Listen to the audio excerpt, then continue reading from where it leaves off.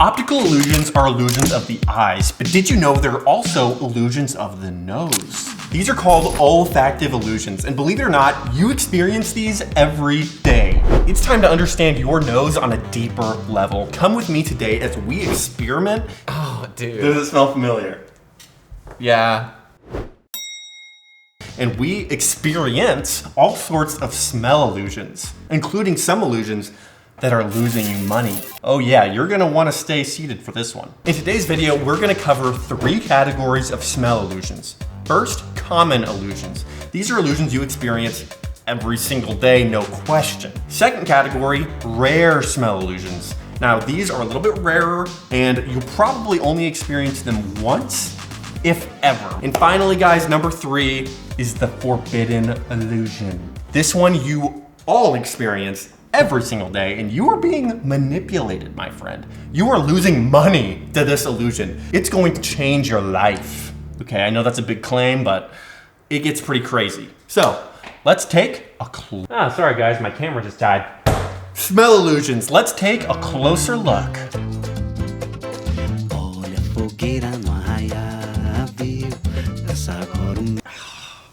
Oranges are smelly.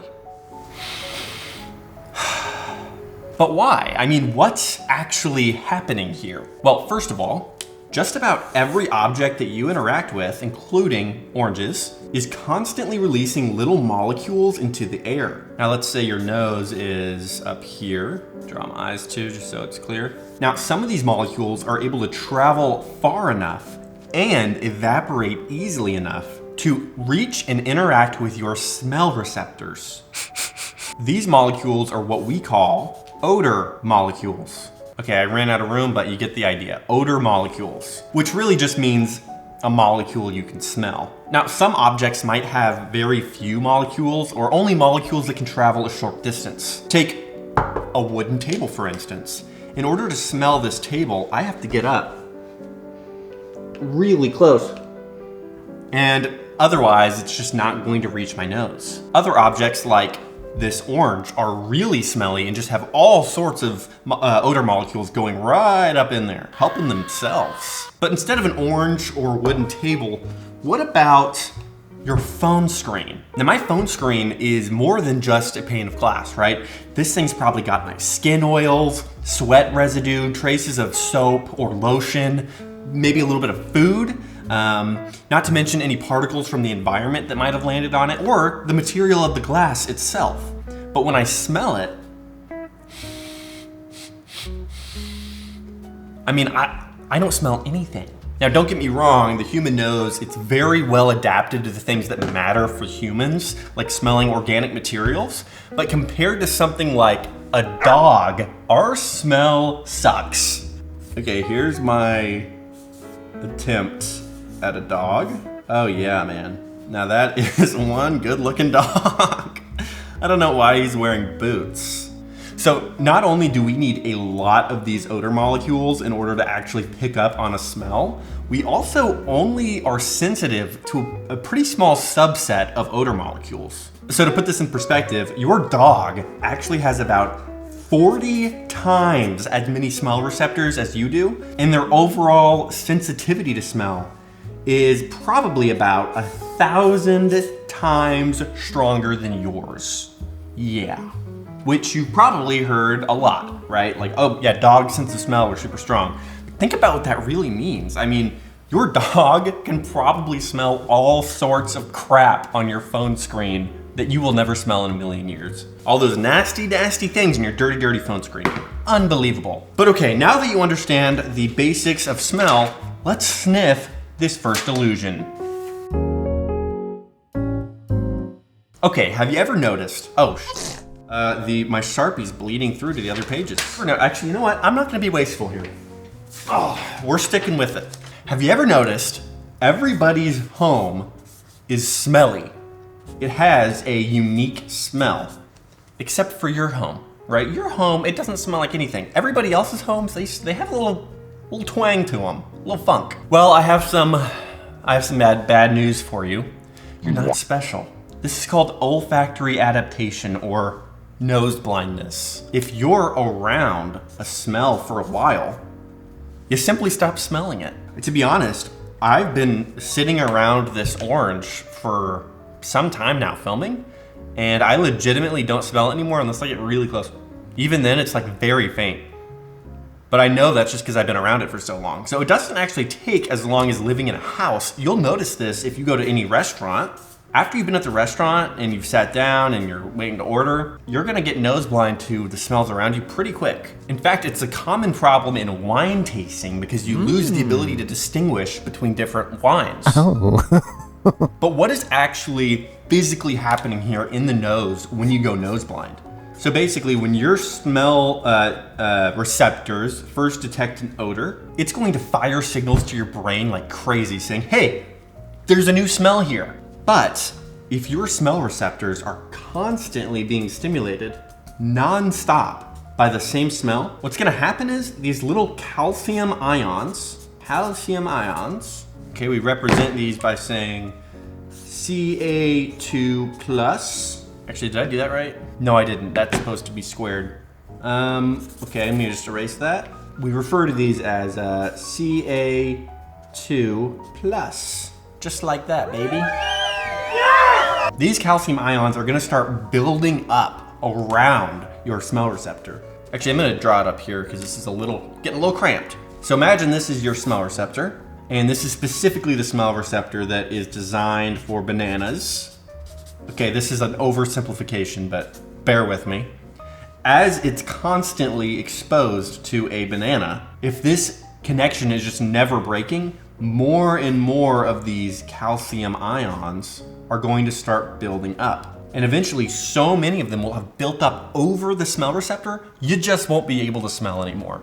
That's the basics of how it works. And what's great about this isn't gonna block out any other new smells. This is just gonna block out the old smell of banana. Now, the exception is if you're smelling a bunch of really similar smells, like wine tasting that I said earlier, or like if you're smelling a bunch of candles, all of the candles might get blocked out. But in general, this works really well. And of course, this is a biological advantage because if you're constantly exposed to a smell that's not changing, there's no reason you need to keep being re-alerted about that. But some smell illusions have nothing to do with your nose receptors at all, believe it or not. For example, what does clean smell like? No, really, think about it. What does clean smell like? So you might have thought pine, or the smell of laundry detergent, or a lemony scent. But here's the thing.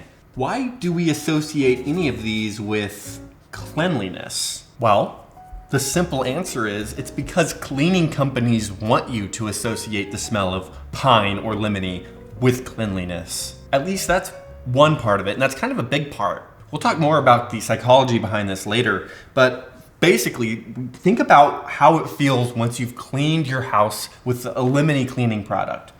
That smell, that lemony smell emanating off the cleaning product is tied up, really closely related to the feeling you get of peace and cleanliness and being in that safe, clean space. Those two things, the smell and the emotion and even the memory, are very, very closely connected. Again, we'll talk more about that later on in the video. But there is another reason, right? That can't be the only reason. Like, you're telling me if there's a cleaning company that smelled like poop when I was growing up that I would just associate the smell of poop with cleanliness?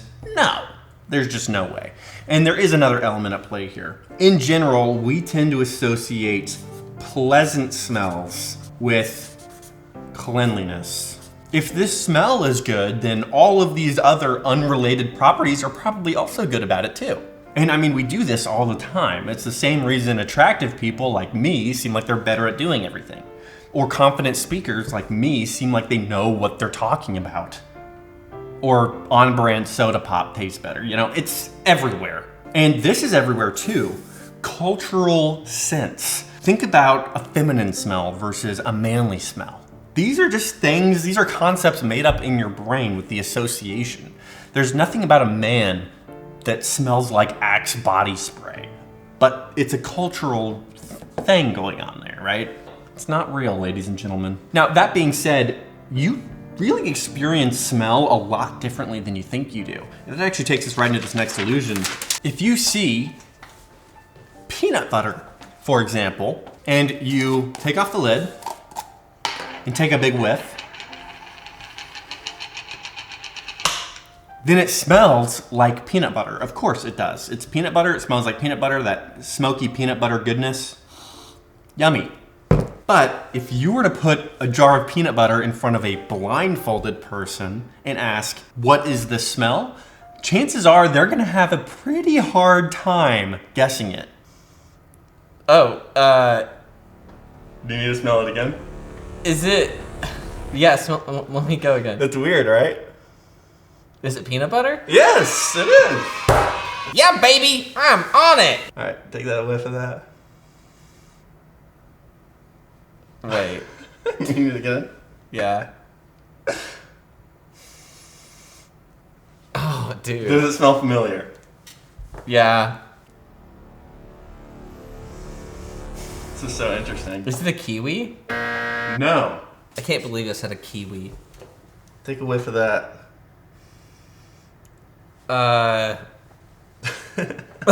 You need to smell it Yeah. again?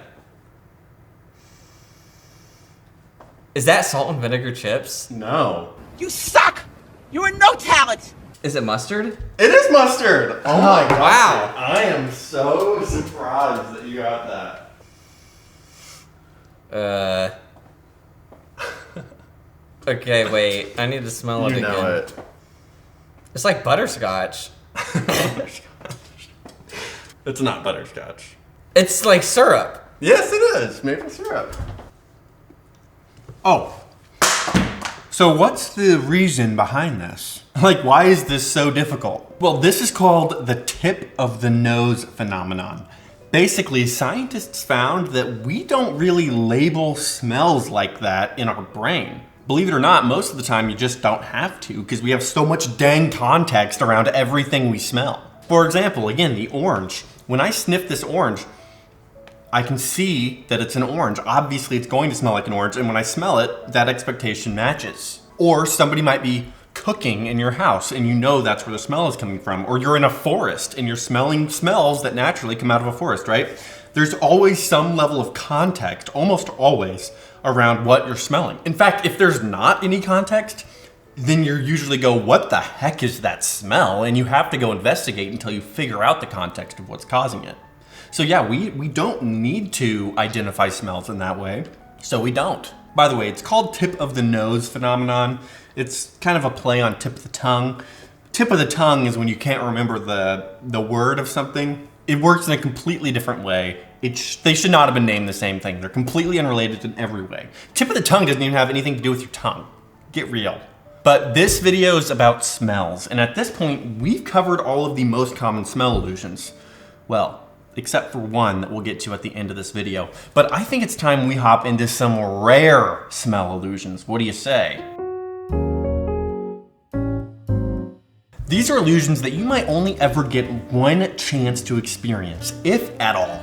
And most of them you don't want to experience either, but we're gonna start with a fun one. This is one I actually genuinely want to experience, but can't yet. White. White is when you take many wavelengths of light and you combine them into one color. White noise is when you take many different frequencies of sound and you combine them into one noise. In the same vein, there is a white of smelling. So I need you to appreciate how cool this is, right? If you take 30 odor molecules, and they're all of relatively the same strength, and you take another 30 odor molecules, again, these are all relatively the same strength, right? None of these molecules is overpowering the others. Then, even though these 30 are all completely different odor molecules from these 30, they are going to smell the exact same. This is called olfactory whites. And a group of researchers from the Weizmann Institute of Science did exactly this. And this is crazy. I mean, this is a smell that all other smells culminate to. The white of smells, and you can't smell it. I'm sorry, I want to as well, but I can't. There's not a way to. First of all, the study's authors said that this olfactory white does not smell like any other common object. And they also say that statistically, you will never encounter this smell in nature. There's just too many variables to have this many odors that are all at the exact same intensity. Plus, nobody sells it. Trust me, I've looked.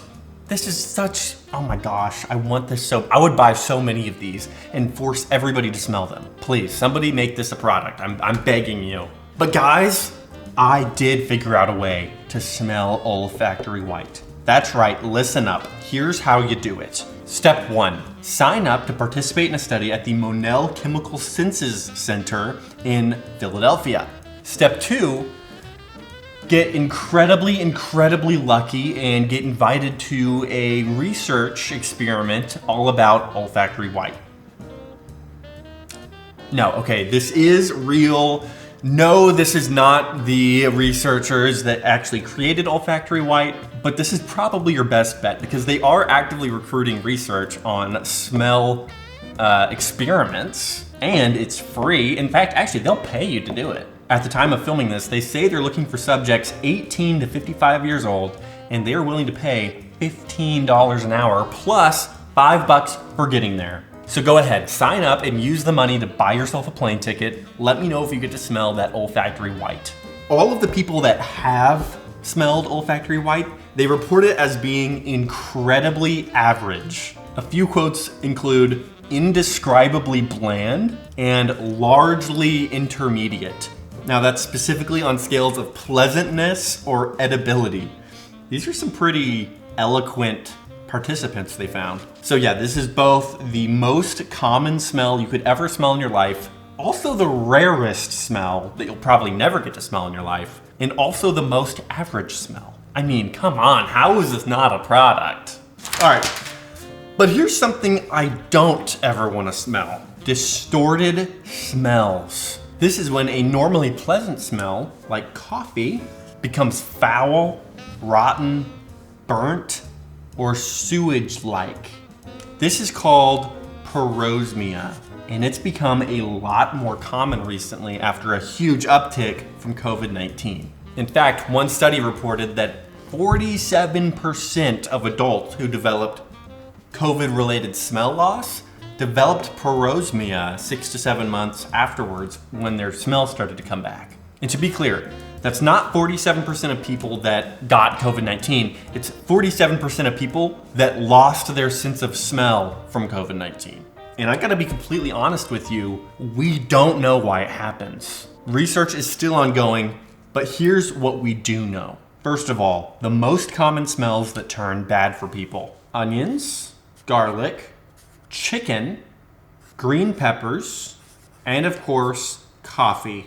So scientists started running experiments specifically with this last one, coffee, because that was actually the most commonly reported smell turned bad. So to do this, they took two groups of people. One group of people had parosmia, and the other people did not have parosmia, aka the normal people, or I guess just the control group is probably a better name to use.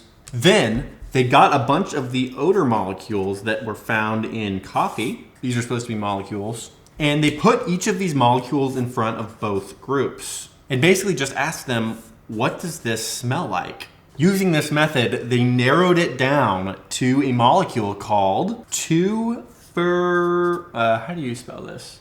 Furanmethanoyl. Methanethoyl. So people with a normal sense of smell described this as smelling like popcorn or coffee, right? Nice smells, good smells. And the people with parosmia, they could barely even describe it. They mostly just used words like disgusting, repulsive, or dirty. And using this same process, they actually found 14 more molecules in coffee that elicited similar reactions from both groups. So somehow the brain or the smell receptors are miscategorizing these molecules. What's going on there? Well, they took these 15 molecules. Oh my gosh, these are the molecules actually. You know what? We're gonna work with this. So they took all 15 of the odor molecules and they asked themselves, what do these have in common? And what they found is that all 15 of these were incredibly potent, meaning we can smell them in incredibly small amounts, such as 0.004 micrograms per kilogram. To put this into perspective, that's if you had a liter of water, you would only need to put in 4 nanograms of this molecule in order to smell it. That is potent, man. I mean, it doesn't get more potent than that. So all of this to say, we still don't know why this happens. But whatever the cause, distorted smells sound terrible. And I hope nobody watching this ever has to suffer through that. But at least they exist. Like, you are smelling coffee, it's just being interpreted wrong. But there are smells that don't exist. Phantom odors. Smells that come from seemingly nowhere. Some common examples include burning rubber, garbage, rotting food, burnt toast, tobacco smoke, chemicals, metallic odor, and mold. All of them sound bad, and all of them come from seemingly nowhere. No smells in the environment, nothing hitting your nose receptors, and yet it feels like you're smelling these really bad smells. And the worst part is, out of all of the smell illusions, the rare smell illusions that we talked about, this is the one you are most likely to experience. A whopping 6% of US adults over the age of 40 will experience phantosmia, or the experience of phantom smells. More women than men for some reason, and sometimes the smells can be pleasant, but most often they're not. So why does this happen? And when exactly does this happen? Well, here's the problem, right? There's no single underlying cause of phantosmia. Instead, it's more of an umbrella term for the actual symptom that can be from many different causes. And that's the symptom of smelling something without anything going into your smell receptors. But let's talk about a few of the possible underlying causes. First, you might have damaged smell receptors, just like we talked about before with COVID.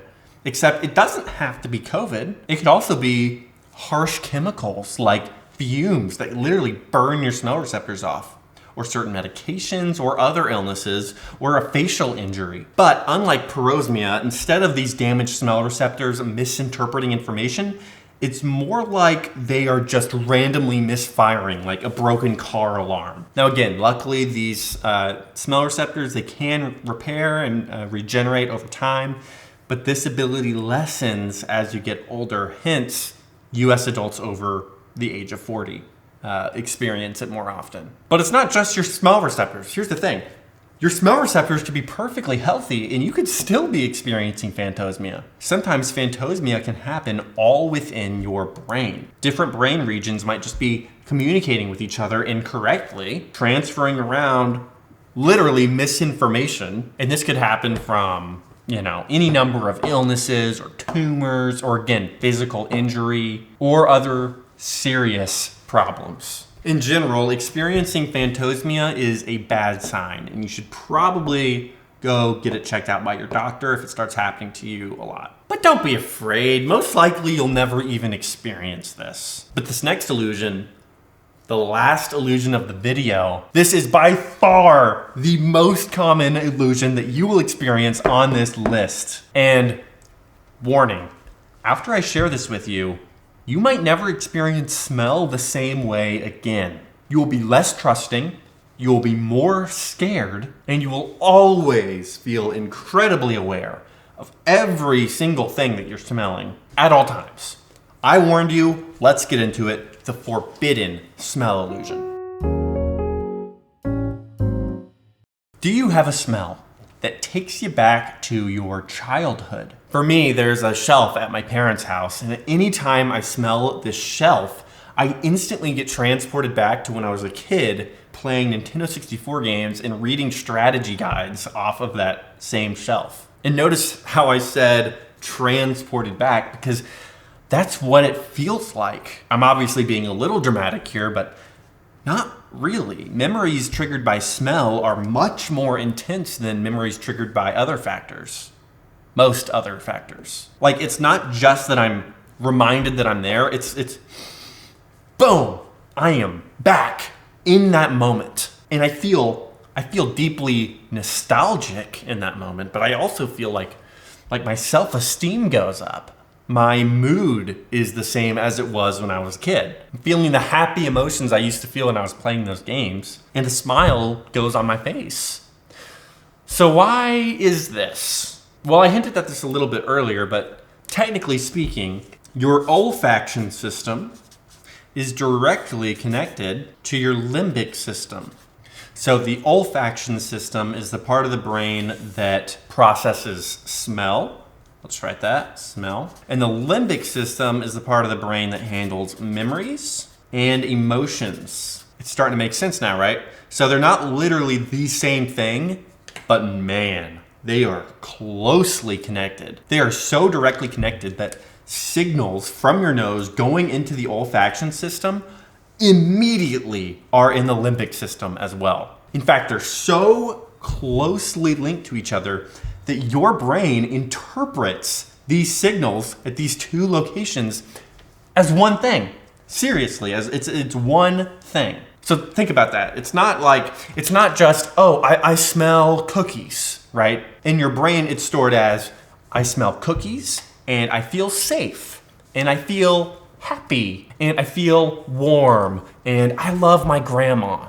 All of those things are all put into one thing, one memory in your brain, which means you can actually unlock really deep memories that you completely forgot you even had through your sense of smell. Now, at this point, you're probably thinking, Alex, this sounds great. I thought you said this was going to be a really bad illusion for me. I thought my day was about to be ruined. Well, baby, I answer your question with another question. Did you know that 5 companies in the US are responsible for 80% of the world's scent marketing? You heard me right, scent marketing. And an estimated 10 to 20% of businesses in the US are customers. That's right, businesses and businesses, hundreds and hundreds that you've been to, that you personally have been to, are using your sense of smell to manipulate you. I mean, there are several studies that show smell alone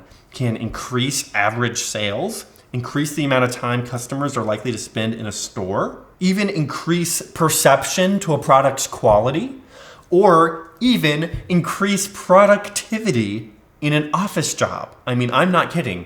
A lot of businesses are using smell marketing for a variety of different things. It also boosts the willingness of a customer to pay more for a product. How is this real? Well, there are tons of examples, and you've probably been manipulated by all of them. I know I probably have. Why else would this be such $1 million business? So let's go through a few examples.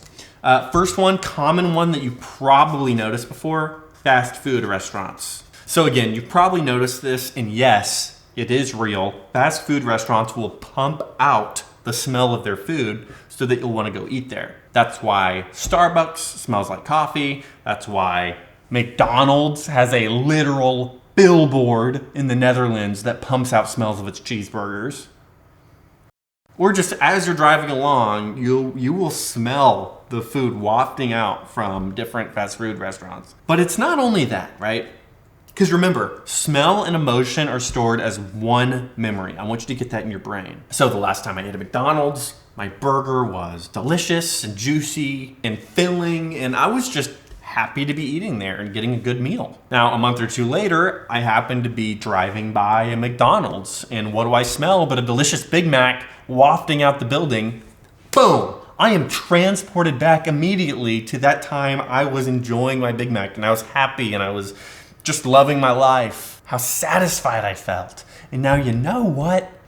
I want to go experience that again. I'm going back to McDonald's. I go and buy a new one. And you know, the same thing happens again. I deepen that connection I have with the smell of McDonald's. Okay, example 2. This one's a little more specific. Nike. Okay, so for some context, one of the biggest olfactive branding companies is called 1229. And one of their high-profile clients is Nike. And they have spent a lot of money to develop a signature Nike scent. Now they describe it as the smell of a rubber basketball sneaker as it scrapes across the court and a soccer cleat in grass and dirt. Sounds kind of bad, actually. So why would Nike spend so much money on developing a signature scent like this? I mean, I think you already know the answer. You open up the shoe and boom, you're blasted with that smell. Your smell receptors just picked up on that signature Nike scent, and guess what? That sends it right to your olfaction system in your brain, which then transfers over to your limbic system, which, by the way, has a lot going on right now. Your limbic system is excited and satisfied and happy because you just opened up a new pair of shoes. And all of that's going to be stored as one memory in your brain that Nike is going to use to manipulate you for the rest of your life. Because every single time you wear those shoes, you're going to smell them. Every time you open up a Nike product at the store, you're going to smell that. And forever, you're just going to be the guy that says, oh yeah, I like Nikes for some reason. They're just my thing. No, they're not your thing. You just associate their smell with a really happy memory the first time you got one. You're being manipulated, man. Oh, it's because they make good shoes. No, it's because they have a high marketing budget to put into weird, like scent marketing. All right. Third example, the biggest example on this list, hotels. Apparently, these are some of the biggest purchasers of scent marketing. And it kind of makes perfect sense. When you're at any chain hotel, I guarantee they are pumping out a scent into their hallways, into their rooms, and that's that company's signature scent. Actually, my girlfriend works at a Marriott, and she's told me that if you go to any Marriott in Europe or America, anywhere, they are going to smell the exact same. Because smell, it ties your emotions and you create a connection to that company. And of course, you're gonna love it every time you're at a hotel, right? Because you're on a trip. I mean, the only people that don't love hotels are people that have to travel for work, right? But now let's say you've gone on 5 trips and you've gone to the same chain hotel on every single one of those trips. And then maybe there's a trip where, oh, there's not a Marriott here. We'll just do something else. This isn't as good as the Marriott experience. Every time I go to a Marriott, I just love it. And this one isn't as good. Okay, next trip rolls around. I'm gonna go to a Marriott this time because there's one available. Whoa, this is great. I love Marriott. Marriott is my brand, baby. They're awesome. That smell is just reminding you of the happy times. And Marriott's tricked you into being a customer for life. I mean, how many people have you heard say, Dad, there's something about hotels. I just love them. I just love being in them. I mean, even I've said that. Oh, how many times have I said that? If I could take it all back. But honestly, you don't even care, do you? You don't care if you're being manipulated. You just want to be happy. You just want to go to the hotel you like, go to the fast food restaurants you like, buy the shoes you like. You're just okay with being manipulated. Guys, I don't know. Maybe it's not time to get objective about this. Maybe it's not time to get angry. Sure, this is my nose and I don't want to be manipulated by it, but if I'm happy and I'm making decisions that make me feel happy, do I really even care if I'm being manipulated? I mean, that's the whole point of living, right? Why not just go with the flow and enjoy it? Well, to that I say, to each their own. Maybe you're okay with being manipulated. Maybe you're not. Honestly, whatever floats your boat. But you know what? Whenever I make another purchase, I'm going to take a big whiff of the air around me and decide, do I really want to do this right now? Or am I being manipulated? Guys, clearly you like videos about illusions. Now that you're masters of the nose, you should go watch my optical illusions video. I think you would really like it if you enjoyed this one at all. It's got a similar energy, but it's a lot more visual. More illusion videos to come though. Ooh, what's next? All right, well, smell you later. Have a nice day. Lines are busting out the door. Christmas songs in every store. Can't stand to hear one more. Please won't you make it stop?